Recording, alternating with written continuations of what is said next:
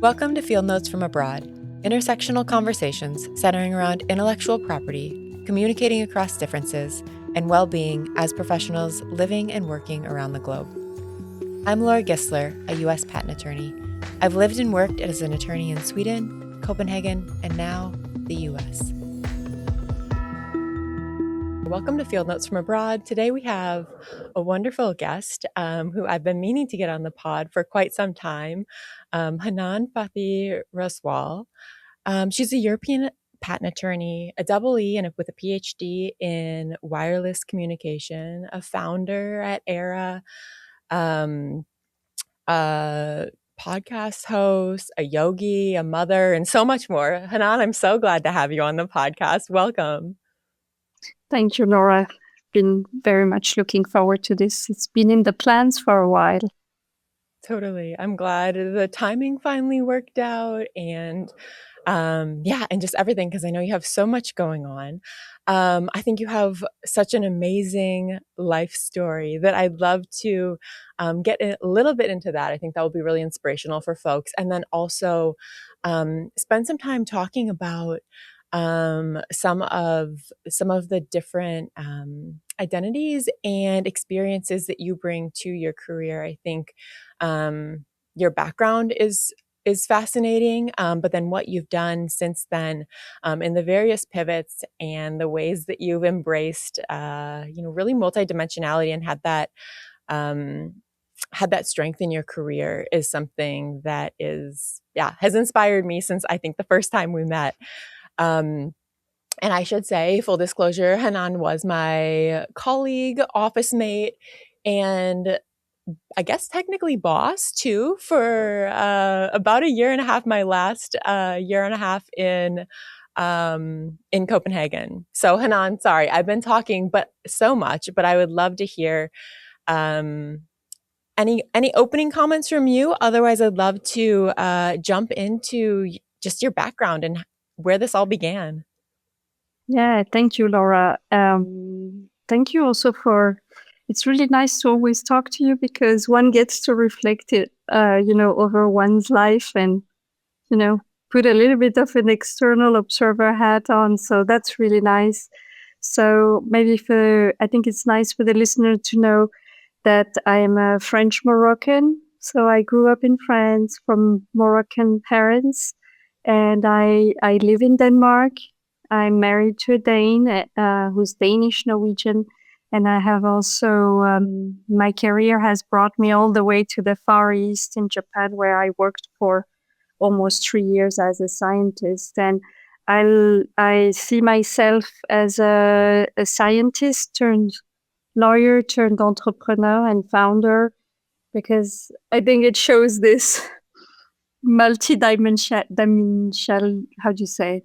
dimensions, maybe I would say this, multiple dimensions that makes what I've become today and continue becoming, adding on different hats. But I think the deeper thing that has forged me is, to be an immigrant kid in France is one thing. You learn to adapt. It's Morocco at home and it's France outside, with also both having really strong value sets. In Morocco, I was in my Moroccan family in Paris, I was brought with a lot of a big sense of community, also a lot of humility, knowing that we're here to do our best, and a very high work ethic. And outside at school and with all my friends that were actually friends from a little bit everywhere, because France is actually also have so many different cultures. And so it was, freedom, equality, fraternity. We were all brothers and sisters and having a very strong feeling to be part of the French Republic. And that offered many of us unique opportunities. You go to public schools that are really, really good. If you happen to live in a fine neighborhood, there's so much opportunity, and there is. I'm very grateful for the education system, French education system, and also for my parents and my family at large, because you have large families, and also because you're immigrant, you have your family in your home, like the country of your parents, your origin, but you also have a group of people with whom you share, like most of the year and your weekends and so on. So that means a lot to me, and I think maybe it's some of that have brought with me everywhere I've worked, and I've brought with me when I started to work with intellectual property and patents, and I continue hopefully to bring with me. It's so incredible how, you know, your childhood maybe in your young youth, like become continue to forge who you are. Hmm. Yeah, that's so interesting, and also I knew some of that, but also always surprising, and I think a lot of things clicking into place in my mind because so you're growing up in Paris, in the French-Moroccan community there, immigrant community, and I think that that was one thing that I noticed right away when joining aera was this sense of community that you did just like organically build a lot of times in the office.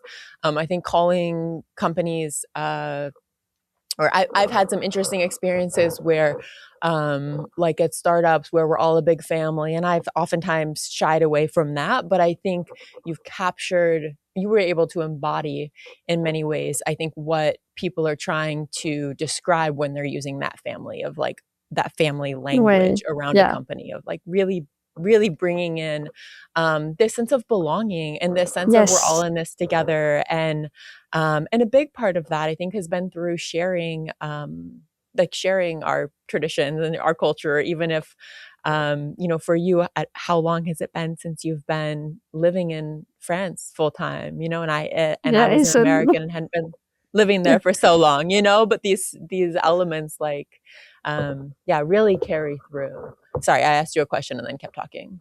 Yeah, but you're right. These elements carry through, but I think the strong feeling was a strong sense, creating a sense of community. And when we founded aera 8 years ago, we wanted to have a community around aera. We were just four, right? And we wanted to create a sense of community around this little firm, trying to do a good piece of work and have a good time. But you wanted to make like having a community that would gather around our project called aera. So uh, it was really important to continue to do that, because it's who I am, but it's also who a lot of the founders are. You've noticed also maybe in Copenhagen in general, like there are also lots of different communities, but mostly centered around, you know, extracurricular activities. Like you have like, your, for example, I have a yogi community, and others have a, handball community that they are part of, and or their own high school community. And so that was really, I think, natural, but something that you don't get to. It's not something we actively decided. Mm. Do you see what I mean? It just Yeah, was yeah. natural to us, but maybe it came through the fact that we also know that we are part, like we acknowledge and we are grateful for the community that we are part of. We Mm. were very Yeah. grateful for anybody that wanted to join us and put their livelihood in our hands. We were grateful for the clients that continued to follow us, and grateful for all the other professionals and all the creative people that inspire us as well and that we work with. But I think what I wanted to also say is, for creating this company that we grew from 4 people to 60, there was for me at least, as you know, I live in Copenhagen. I'm not a Dane. I speak Danish, but I'm not, you wouldn't think of a French-Moroccan woman who's a scientist and an engineer and turned, work to become a patent attorney, that it would be the natural thing to start a firm with three other Danes. but I did. But I think I was really carried by, I have this mantra that has carried me through my life that I want to share with you. But I will say it it's a French mantra. It's Yeah. about, Give us the French first. I give the French first. Okay. So it's a citation from René Char, and it is in French. It is like this: impose ta chance, serre ton bonheur, va vers ton risque. À te regarder, ils s'habitueront. And so the English version, in approximate English with a French accent. So apologies for my accent. Impose your luck, hold tight onto your happiness and go towards your risk. By looking at you, they'll get used to it.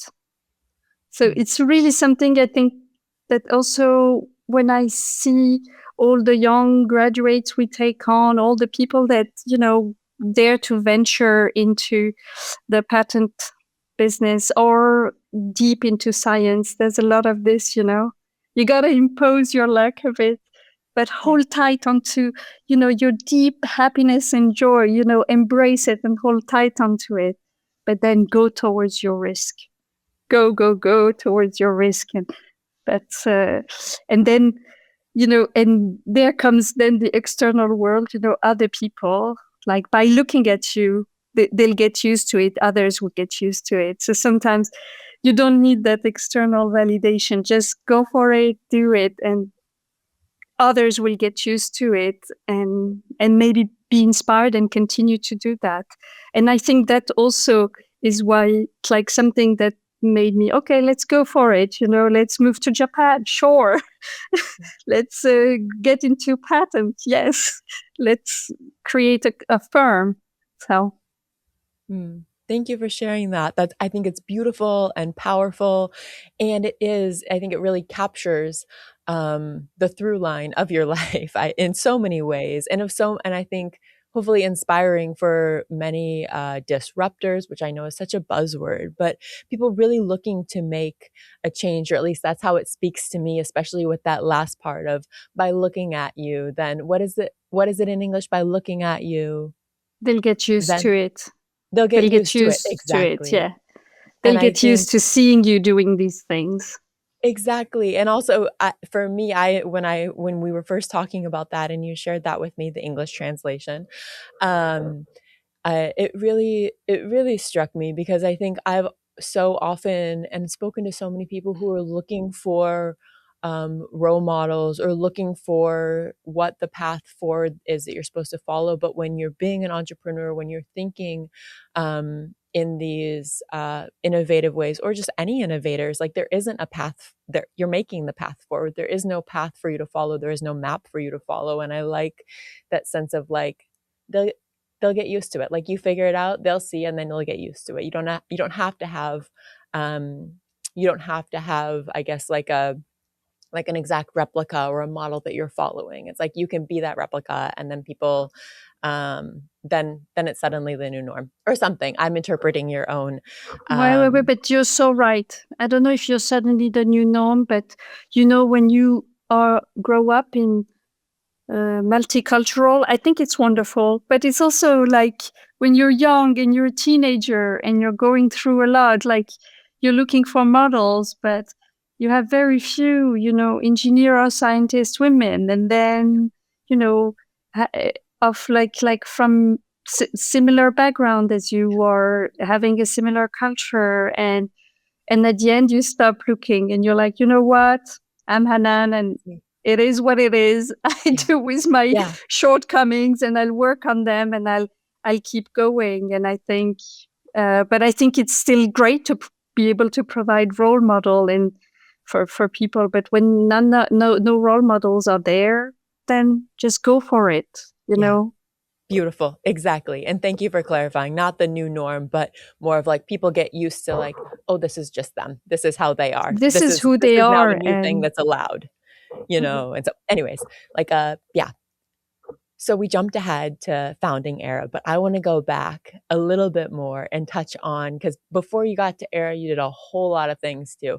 And let's be pretty brief about it, because I want to actually talk about where you're at now and what you're up to.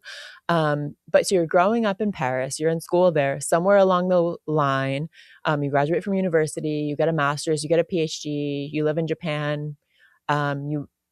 How many languages are we at now? Like 5 or 7 or something? Walk us through Yes. that a little bit, will you?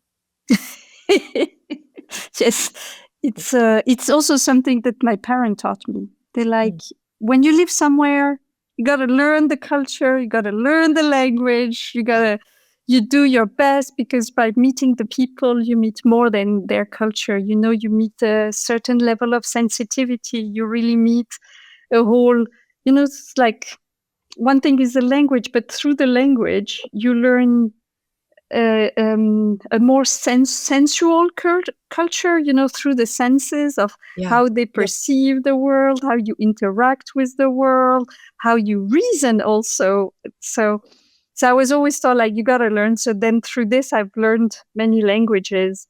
But I You're think it was highlighting that for the also, Americans and the Europeans. Sorry to interrupt. yeah, right. We're But underscoring it's that just, one.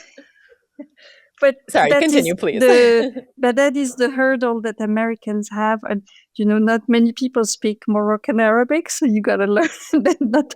Not as many do, not as many as English.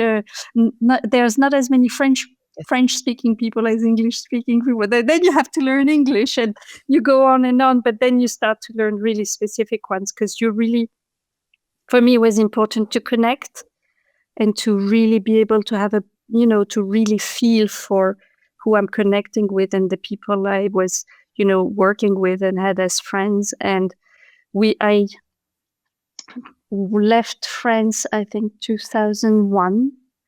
And so those years we wanted really to create, like, Europe and France and other countries wanted us to create this European generation. So I came to Denmark in the last year of the engineering studies for the master's, to just do the last year of my master's to the north of Denmark, because I was in telecom and they were really famous in wireless communication and antennas, and the Ericssons and the Nokia, they were all Scandinavians. And so there was this strong push to create a European generation that is really feeling that they are not just French or not just German or Dutch or Italian or Danish. They are really European. And so that's how I ended up in northern Denmark. And then I stayed there and did a PhD, which I didn't even think I could do. But you like, you go towards your risk. You're like, okay, I can barely follow this English lecture, but by the end of the year, you're able to write a master thesis in English. And then you're like, oh, I think research sounds really interesting. Could I get a PhD position? And I did. And then you're like, during the PhD, you're like, oh, can I even find a really interesting thing? Can I even write a paper? Can I really prove something that nobody else has shown before? And then you do. And then you do 1 and 2 and 3. And then at the end you finish. And then you get 2 job offers from Japan. And you're like, okay, let's go there. And so We're it's a moving to little bit how, Japan. and then we learn Japanese. And then I was on at a wedding in Thailand for a Danish friend, and that's how I met my husband, who's from Denmark. And then I sailed back to Denmark, and that's And how what were you all of doing in this. Japan? You were So working, but what more yes, I specifically? was a Yeah. scientist. I was doing research in cryptography, so information security, in part for wireless communication, because I think at that time there was this big thing that the security for the Wi-Fi was cracked. And so we needed really to look specifically at how do we protect wireless communication. So I was a public servant working for a national institute. And Cool. I never thought in a million years I'll be a public servant in Japan. And I was on a tenure track position, and it was really very interesting, because we were really touching upon a lot of, I think, the technology that is fully deployed today. And so, but then I had to, follow love and come back to Europe. I think Oh my that gosh, made also my mom very happy to be in the same time zone. And I, I bet. Yeah, we may be uprooted as much as we think and free as much as we think, but we have to remember to come home too. yeah. Important. So Beautiful. that's Thank how you it for was. walking us through that. Yeah. That's how it was. And then I went back to Denmark. And then this is the funny thing, Laura, is that I had never interviewed for a job. And I was like, I don't know if I was 28 or something like that. And then I thought, oh, let me get trained for how to interview for a job, to answer tricky questions. And then I just applied for this ad saying, looking for technologists curious about patents. I'm like, oh, curious, I am. Mm. Technologist, I am. Oh, patent? What's that? You need to be a lawyer? And so I just went to the interview just to train, actually, to learn to answer questions. But then I got the job, and voila. That's where you were. Yeah. Yep. Okay. Wow. And Hanan, like, thank you for walking us through that. I think it's such an impressive and unique resume, and you know all of these things. And with that, I'd love to hear, to the extent that you're comfortable sharing even more about, I guess your personal experiences throughout all of that, or one or two that stand out of how you have found it possible to kind of grow into yourself. Because we've talked about some of these dimensions of your personality or your identity, and not so much as in an identity politics kind of way, but more about like um, how did you step into really owning and seeing these various aspects of your own identity, and also the things that you were interested in and grew and brought into your life intentionally. um, how did you see that developing and adding to your professional identity and the way you show up at work? Because I think, sorry, this is a really long-winded question now, but any, like, you've talked a little bit about, or you've mentioned a few times, that you were doing things and you were like, oh, could I do that? Oh, I did. And so it sounded like part of it was following your curiosity, but I can imagine in almost every one of these environments, they're not really being role models. And I think in office environments, it's always so important um, to to fit in. And so finding that balance of fitting in, but also owning your own uniqueness. How has that grown or evolved for you through your studies, and as you take on increasingly more visible roles or leadership roles? Hmm. Yeah, I think it's a very good question, because I think I'm still, as I said to you in the beginning, I'm still becoming, yeah, and yeah. it's like always in, changing and evolving. But there's something that there's maybe like a little pattern that I have noted over the years, is that it's in contact with others. And what I mean by other is this otherness too, the alterity, like how different we are, and how that you really go then back to yourself and like adopt certain things, or like stick to how things are supposed to be. And I felt that so very, like, when you grow up in this very, like, it was a big melting pot in France and in the Paris, and when I grew up. But because we were in France, then I was the Moroccan, and there was another girl from Mali, and an Italian, and two from Portugal, and do you see what I mean? And then Mm. that's what we were called. The Moroccan, the Ah, Tunisian, so it almost, the you were able to like own your identity more almost. exactly, because Okay. exactly. But then you go, then you go outside of France, and then you realize how French you are. Yeah. It's like, this is not how you eat this. This is how this is served, and this is not. And you realize also how even like the way we reason, like rhetoric and the, certain things that we were taught to do, or our ability to be like for these engineering schools are really like the stuff that I did is very elitist and very mm, competitive because there's just like Yeah. 100 seats. So it doesn't matter how good you are at solving this problem, it matters you're better than the guy sitting next to you. Yep. So we were really very strong at solving problems on paper. But when I moved to, to And then you moved Denmark to and Scandinavia. exactly. And then they were like, these guys were solving problems like really fast, practical ones, like to be able to, work together and like get a project running and Yeah. get, show different things. So we realized how little we knew on working together, how Mm, little we knew about getting something off getting it done, getting something started off without yeah. it to being like super, super robust. Where we were This whole told, thing. you got to Yeah. do, Yeah. you got to do Finding the something like MVP. 110 or don't do it.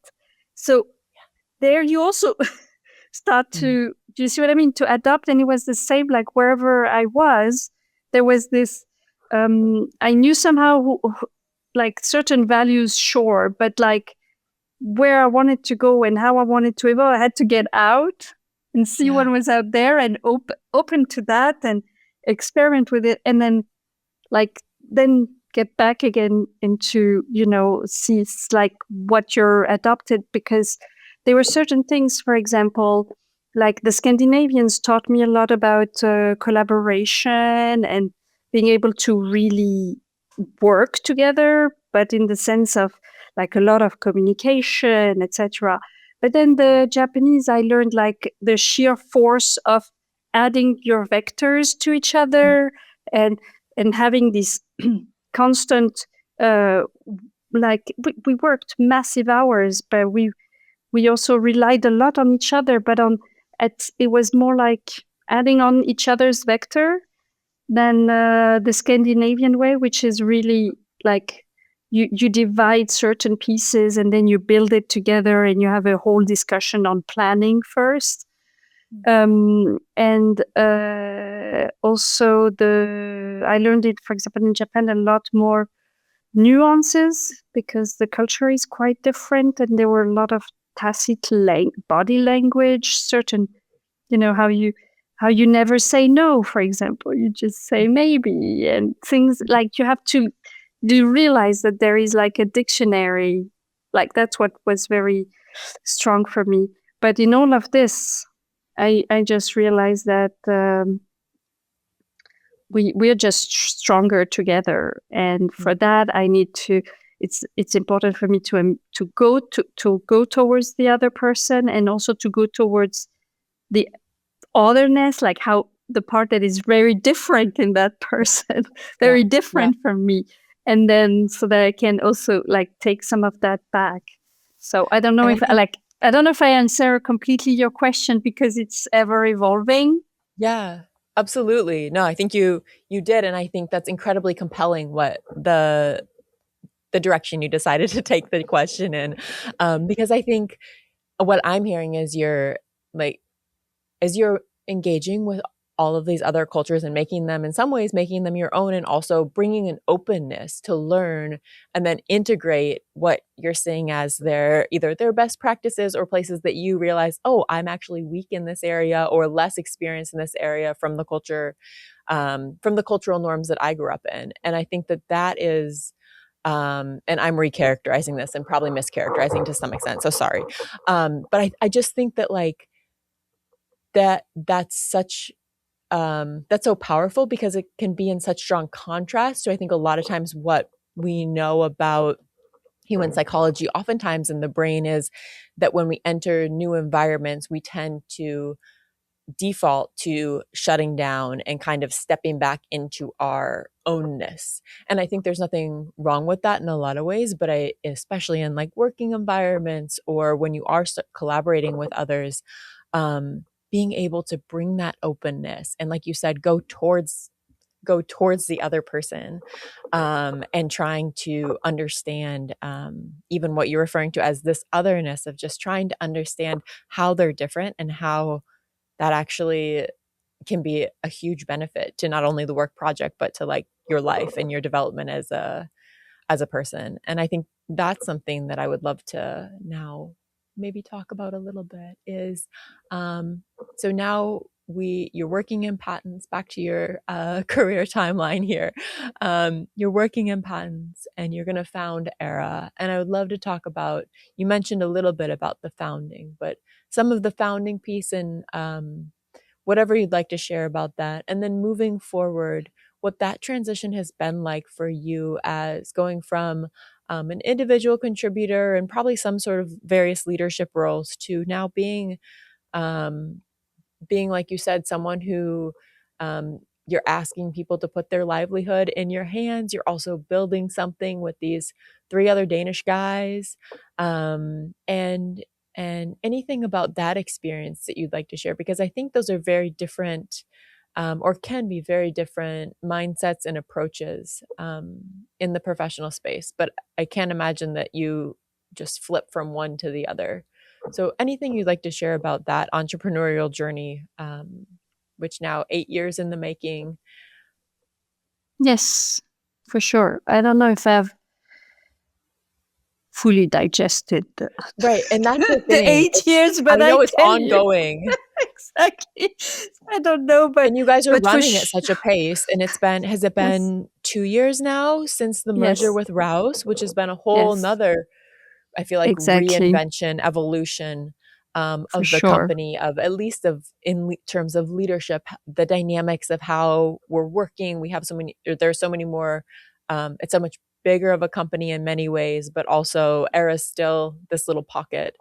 Um, Again, if I'm mischaracterizing, please clarify. But Yeah, don't worry. yeah, so But don't feel any, sorry, go ahead. yeah, no, go ahead.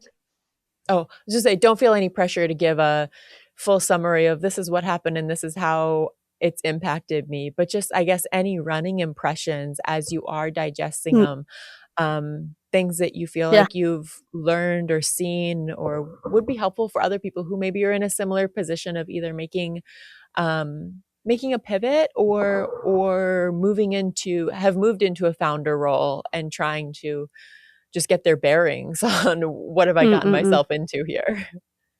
Exactly. I think that's a very good question. This is again very reflective, but what I will tell is that like my inner feeling when we started Era, we wanted to create this place, we want to do a good piece of work, and we wanted to do it with people that we really appreciate, that appreciate similar things, which is to do it just to feel like you really helped fulfill a mission for your client and you're truly of service. But you also want to do this together, and we want to have a good time because we like all these people we work with and we love our clients and we love to do stuff together.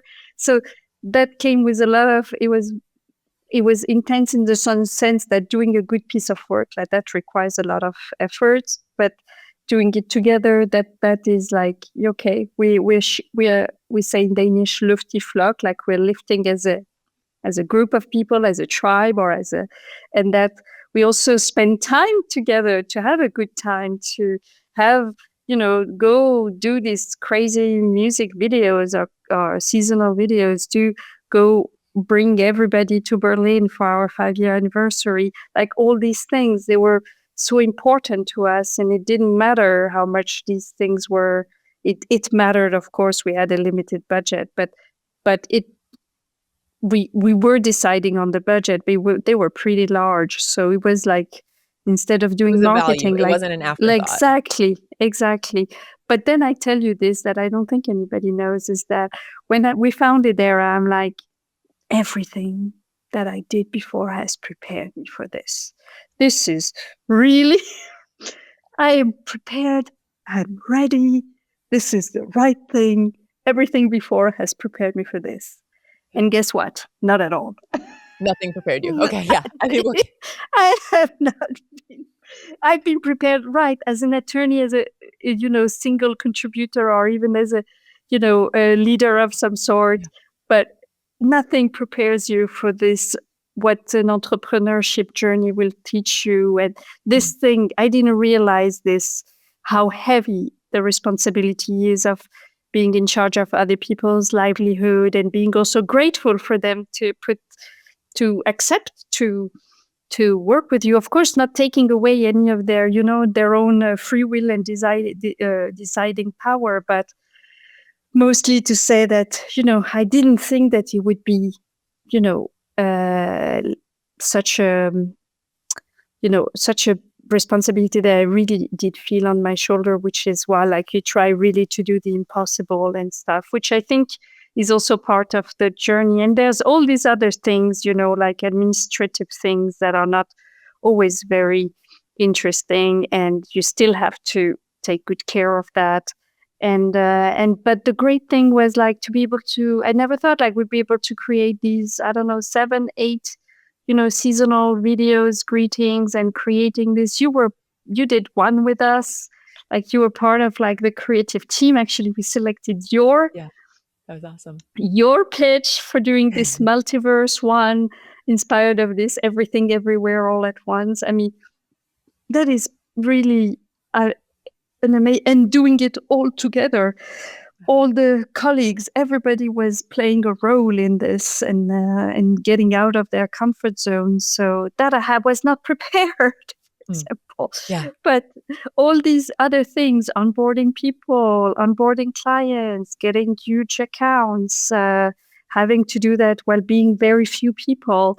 But I think what I also realized is that I had confidence in myself, my ability as an attorney. And I thought, oh, everything, I've been in large corporation, I've worked many places before, I should be. But actually, to do it and do it your own way, there's no playbook. I don't want to do yet another. That's not who we are. Yeah. So let's figure out and we did all this cultural work, actually, like bottom up, very early, maybe 2 years into aera, to figure out what are we made of? Who are we Yeah. really?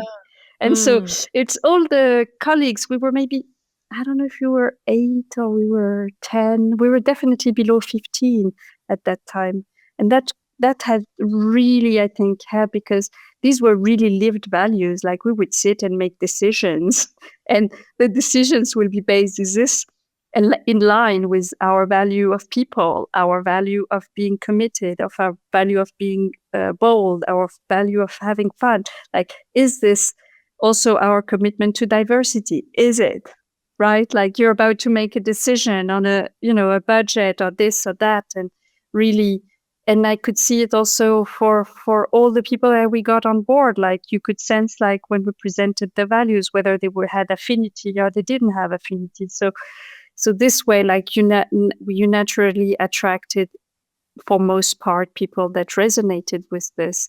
So that part, it was an eye-opening experience to realize, wow, we can create, like, we do have a strong culture. I didn't know if we would have, because we all came from other law firms, and who are we? But it was also amazing to be able to be 4 founders. I think if I was alone, it would not have been like that. Because like there's 3 Danes and me, and then we had to also learn how to make decisions together. So Because that you all is have such also very different personalities. Sorry to interrupt, but like, exactly just for very the different audience's personalities, and benefit. Yeah. you can say complementary, sometimes not so complementary, but you grow so much as a person in that friction. I think, like, there is something called generative tension, that there needs to be tension for you to generate something of value.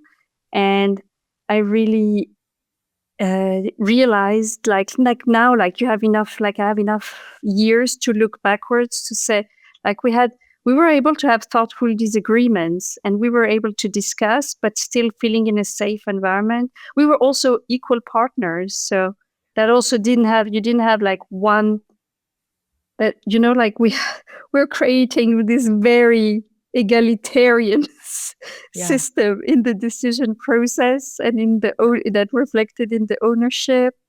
And we wanted also, like, there's a lot of things that we decided, like, for example, to be give profit-based bonus, Mm. right? Yeah. So that all employees could benefit from, if the company made a profit, you should have a bonus and enjoy that, with your family or with whatever you want to do with that extra. And we were able to be profitable from the first year, but I think the fact that we were all, again, like this diversity, this going towards the other people and their difference, trying to capture that difference, but also be intellectually sincere. That is like, this is why I disagree, and these are the reasons why I don't think this it should work. And then together continue to form this and polish it so that and then we make this decision. But then there's like 20 people in the company don't agree at all because we didn't see all of this. So, okay, back to the drawing board, Fair enough. because we're doing this together. We're not doing this, like, there's not huge hierarchy in our system. So that is something that, yeah. And then you mentioned the second part, which is joining the Rouse Group. So Rouse, we wanted to be European leader. You remember that? We're like, yeah, the goal for us now is we want to be European leader in the IP space. But now we are 60. Oh my God. Now we need to scale. Okay. Like, it's not too difficult to go from being 4 to being a certain number. But I have to say, though, for a IP boutique firm, above 30, 40 starts to be still like, and then to get it to 60, then you have to start to have certain, It's a like different certain character. It takes a different way. character, for Yeah, sure. different. Yeah. And then people that were in Stockholm, in Norway, in Germany, in Spain. So you started to have also all this, just even like complexity, organizational complexity, and administrative as well. And so we're like, always, and then came along Rouse that wanted to build a global IP firm. And we're like, oh, we want European. You guys want global? Okay, maybe there's something. And then we looked at their journey, which was quite similar to ours, except like they were ventured in in China, in Southeast Asia, established also offices like this, from the ground up, and figuring it out as you go, but still like making sure that the clients are served to the utmost impeccable, quality of service you can give them, and serve their mission and be really caring about that. But whether we had a full-time IT person, a part-time, or whether I had to, in the beginning, clean up my office and things like this, that was secondary, right? What Yeah. cares, like, can I work? Is our equipment top notch? Is Yeah. what we do we have the ability to focus and concentrate full time? Have we understood the mission? Let's go. Yeah. I felt like that was very strongly also the culture at Rouse. And so now it's been a 2-year journey, and it's also one aspect that you can see here now through the conversation is like the cultural diversity is even, there's even more diverse people, Mm. because I have Chinese colleague, Indonesian, Thai, Vietnam colleagues, Australian colleagues, now Dutch, Belgium colleagues. That's a bit closer. Chinese colleagues. We have colleagues in the Middle East and South Africa. We have people in Dubai and Egypt, and so do you see what I mean? Like even more diverse, but yet there's like a common fabric. We're all made of the similar fabric, which is this, a mixture of engineer and law, or for some more law, for some less law. But it's all about intellectual property and dealing with this this delicate subject matter, whether it's brands that create emotion in people. People get attached to this brand through their trademarks, through how the companies communicate, etc. So we have people that make sure, brands are protected and enforced through the various tools. And then the other very intimate part of a company, it's innovation and technology and how we deal with that, and care about truly understanding and getting their technology under our skin, so that through this process of patenting, we are able to serve them well and have certain touch points. I felt that was also a little bit the DNA, at least that's how I perceived it for Rouse. And Yeah. as I grow to work with all the colleagues across the Rouse Group, it is like we're made of the same fabric, Mm. but it's still a transition for us founders. Like, it's still like, we're not gonna, we have to be honest with ourselves. It is a transformation, but we keep a curious mind. We know there is no playbook for this, like for creating a global IP firm. We, and definitely not our way. Yeah. And we're trying at it. It's not straightforward, but I think it's probably um, uh, I wouldn't say like the natural evolution for aera, but it's like more like maybe like an explosive evolution, like a Yeah. bombastic evolution, Yeah. because we wanted Europe and now we're part of a global thing. But Mm. so yeah, it's a transformation for sure for everybody. I think not just for us founders, maybe in different ways for us that were leading aera and that are still leading the European organization. Yeah. Thank you for sharing all of that. It sounds like ever evolving personal and corporate entities there. And for highlighting what I heard was a kind of an alignment of ambitions between Rouse and aera, and cool to see how that will play out, and that continues to play out. But even jumping back to, I guess, your answer to the first part, thank you so much for walking us through in some of the detail on yeah, almost a granular level, what some of the conversations that went into and approaches went into forming that aera culture, because I am personally probably allergic to hearing and talking about law firm culture. I have so I think been so inundated in my life with so much, I guess, like corporate corporate speak about it. And I'm being really, this is my podcast, I can say what I want, so I'm going to. But and I think there are so many really good intentions and really good ambitions, but at the end of the day, when I was just reading this article in the New York Times about just the structure of big law, specifically in the US. And that's a unique culture, but I think it kind of trickles down to all the other ones of that are so necessarily, in order to stay viable and in order to attract good talent, like have to be focused on their ROI or on their bottom line. And I think that what I saw at aera, what I experienced at aera, was a culture where it wasn't just work hard, play hard, because I've seen that too, and I think that just burns you out to a certain level. But it was really what you said of this focus on high quality product and really trying and becoming the best in some of these, like, very, at least the world we were working in, our team, when in these high tech spaces, while also like deeply caring about our colleagues and about the community that we were in and about the arts and about collaboration and all of that. And I remember at the beginning,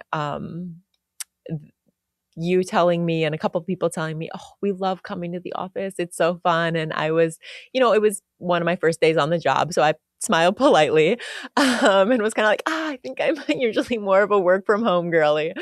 Um, and yeah, and by shortly thereafter, I saw what we were talking about, that it truly was not just people saying, "Hey," which and caring about your life, which is of course really nice with your colleagues, but I felt like there really was true collaboration. You could walk into someone's office with a question, and they'd clear their desk and walk you through it if you needed to, or that we had so many technical experts that if you had a question on something, yeah, I just felt like you had access to these world-class minds who also happen to be really lovely humans too. So I was really grateful for that, and I'm glad that you shared or were willing to share so candidly, like how much effort and conversation and even just a little bit of the process that went into creating that, because I think it doesn't happen.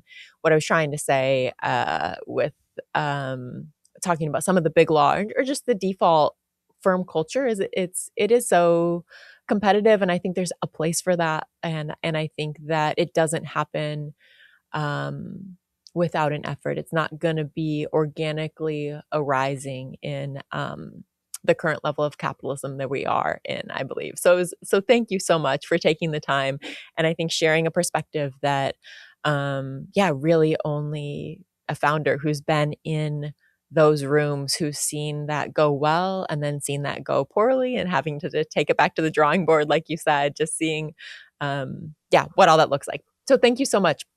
And we only But have, Laura, yeah. oh yeah, go ahead, go ahead. No, no, No, no, I that's follow it. you. Go ahead.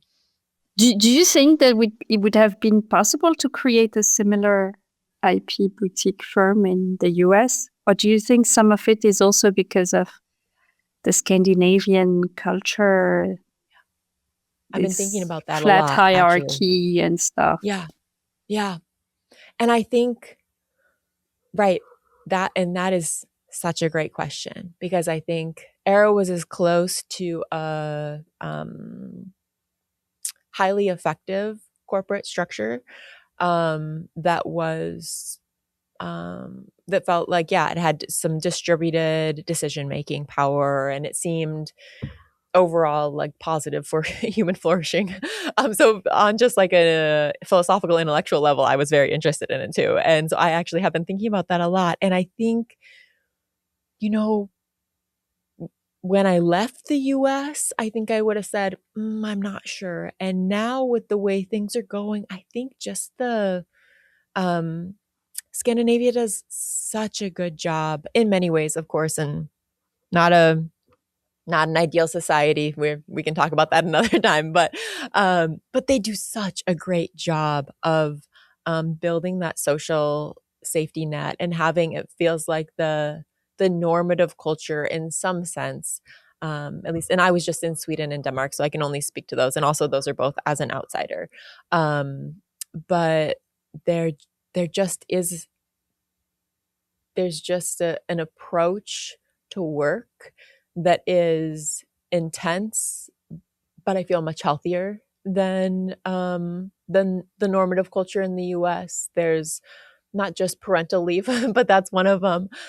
There's it feels like the society is saying, um, it's good for you to have. We know that it's good for you, even just if we're looking at it from a productivity perspective. We know it's good for you as a human and for your work productivity to take time when you're sick.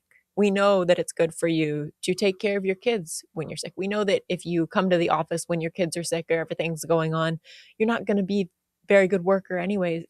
So stay home, and I think that that is that's not in the US. And so I think it would maybe be possible for a firm, but I think there would be even more cultural headwinds that they would be fighting against. And so a lot of those things that I think at Era were part of the structure, but maybe weren't as formalized. They were just in the air that we were breathing, I think would have to be formalized. And in that formalization, would that detract from the feasibility of it or the viability Mm-hmm. of it? I don't know. That was a really long answer. Sorry, you asked the question that I've really been thinking about, but yeah, it was definitely unique in a lot of ways, very special. All right.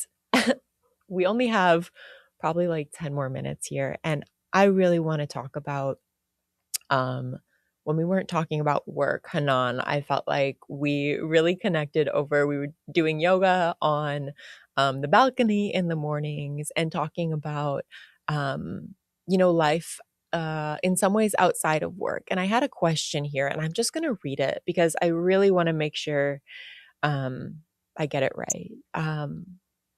How do we bring what I'm saying multidimensionality, but this interest, this investment in these other areas of life? to build a life that feels meaningful and still challenging, not just becoming a mediocre version of our many interests. Because I think there's a sense with, the being the multi-hyphenate or whatever, which was on trend before, but also now just investing in, you do so many things, and wondering how is it possible to invest in these other areas of our lives, of ourselves, and have that support, um, have them strengthen the other aspects, or is it inevitably just a matter of dilution, and therefore if we spend 90% of our time on something, we will we'll become an expert, and if we're only spending 50% and spending 50% over here, then we'll just be like a less skilled professional, for example. I'm keeping it fairly abstract intentionally, so please take that in the direction that you'd like. But I'd love to hear your thoughts on that, because I know we've had, so Yeah, many we've different had many conversations. conversations, right? So I think it's a really difficult question, but also very simple in many ways. Mm, Because if you're just a better human being, then you're better whatever you do. But however you show up out there, and the person that like the energy you bring out there, whatever you're doing. So I really, so this is something that people have been saying to me, oh, you work so much and you do this so much, but I don't see like work and life. I don't see this dichotomy. I see, life, there's life in work and there's work in life, and there's like, mm, I'm just one person, right? So I don't like, it's not like going from one room to another, and then it's completely different. Like you're the same person. mm, So, and I see it, and it's been very, very important for me that I have that I have I'm very blessed. I have a family. I have a kid. He was 5 when we started this journey of aera. Everything, like, for him, it's all of this is, it's part of who we are, and what we do, and how we show up out there. And so I find it quite important that to stay, as you could see through my conversation and everything, we like stay curious. mm, You and me talked about so many different things we read and experiences we went to do out there, whether it was with yoga or other things. Like for me, I have a my spiritual life is very important to me. I think it's always a blessing to meet somebody else. It's a privilege to be part of someone else's life, even if it's for a short moment. And so I'm also in charge of what I bring as well in this interaction. And so if I want in the interaction and the day to go well, I'll you'll have to work at that. And that is not by solely focusing on my own internal KPIs, whether they are like spiritual KPIs or work KPIs or financial or this or that. You could see, like, I have a lot of structure, but I don't compartmentalize the stuff. We could be working, and then here I am slicing fruits for everybody, right? Like, and we're bringing fruits to each other, and whenever somebody's going to the kitchen, then he comes back and have. So it's like all, a a continuity, and I think it's and that's how you can feel. I don't know, like with in a I don't want to say a good place, because good is not, it's a bit of an empty word, but mm, uh, by continuous, for me, like that, I have all these activities outside of work, that I have a family, that I travel, that I go discover other culture, which I know is a very privileged life, but even just going for a walk, out in nature, in the forest behind my house. It's just such a, like it's like this forest is different every day, right? Like I discover stuff every day. I take how I walk, how I breathe, how I, take on that walk and the thoughts that come across and whether I listen to them or not, things like that allows me to, so it's like really I don't like to say two, but maybe there are several systems, Yeah. that are feeding each other and hopefully in a good circle, but that doesn't mean I'm never down. I'm also have doubts, lots of doubts. I also have days where the energy is not especially high, but I also have there's a part of me, maybe it's like my Moroccan upbringing is that when I have to interact with you, I have to really do my best. Like here I have to, and then as we say in French, appetite comes while eating.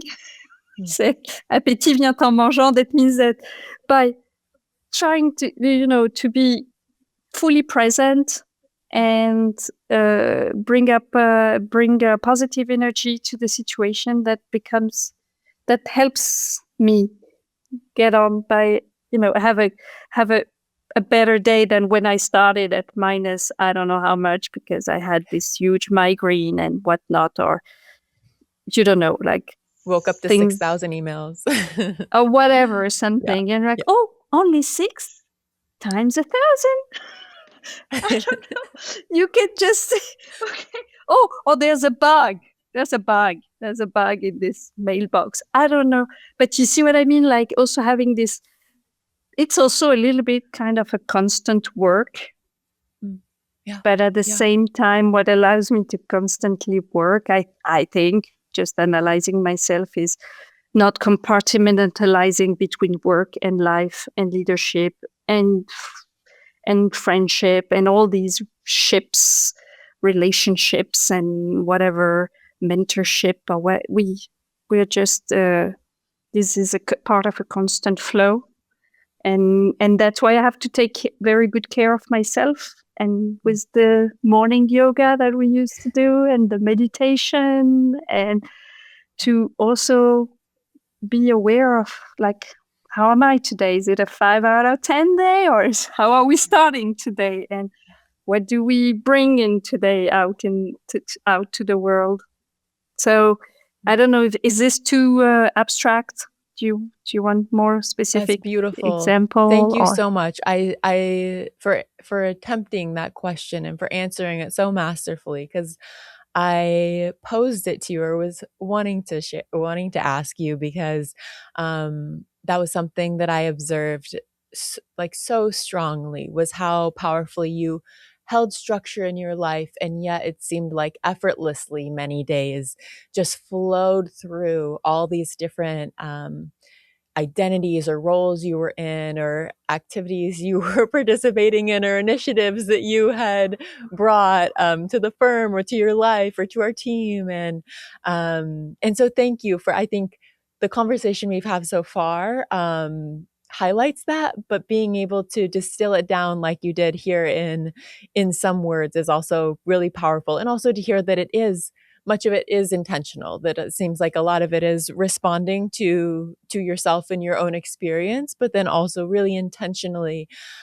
bringing an energy to your life, to all the facets of your life. So thank you so much for that. And actually, if you wouldn't mind, I know we'd also talked about that a poem that you had shared Yes. a number of days ago, and I think it spoke to both of us really powerfully. But it also, to me, I want to hear what you thought about it. But to me, Yes.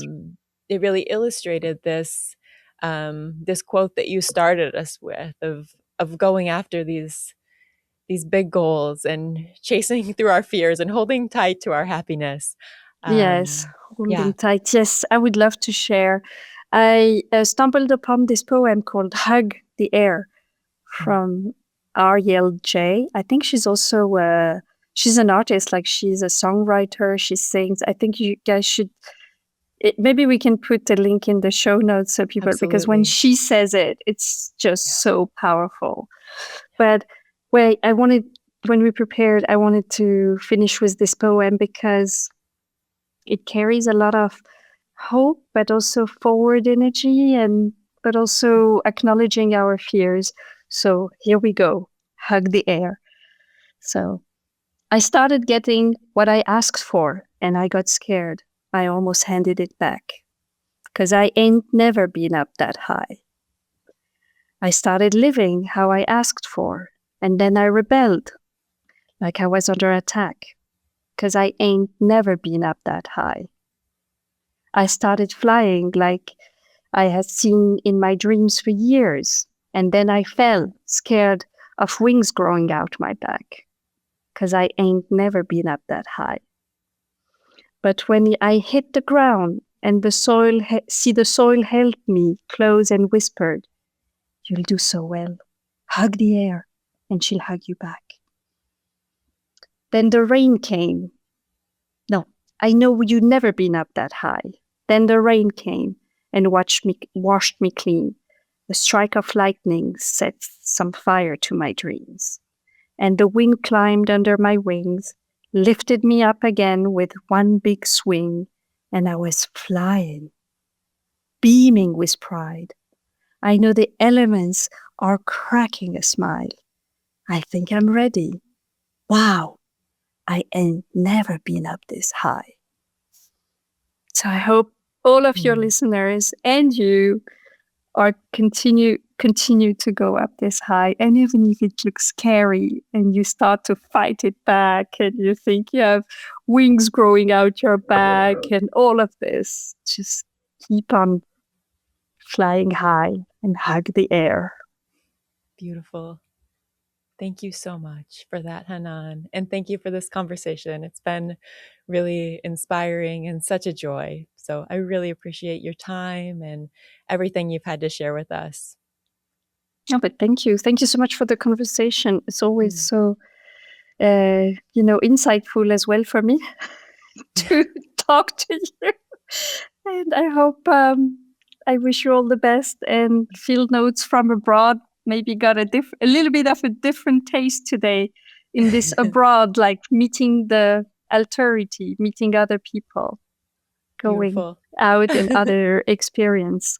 Thanks so much, Laura. Awesome. We'll see you in Copenhagen soon. See you soon. Thank you. Bye. Our lovely theme music is provided and composed by Damon Smile. Check them out wherever you get your music. Field Notes from Abroad is separate from my current role and reflects my views and the views of my guests only. It should not be construed as legal advice. You can connect with us on the socials at Field Notes from Abroad, and I'm always delighted to receive your ideas, feedback, or questions. And of course, if you like today's show, please leave the show a 5-star review wherever you're listening. This helps others find the show and connects them with ideas and conversations that may spur their professional development and curiosity. Thanks again for listening to Field Notes from Abroad. I'll see you on the next episode.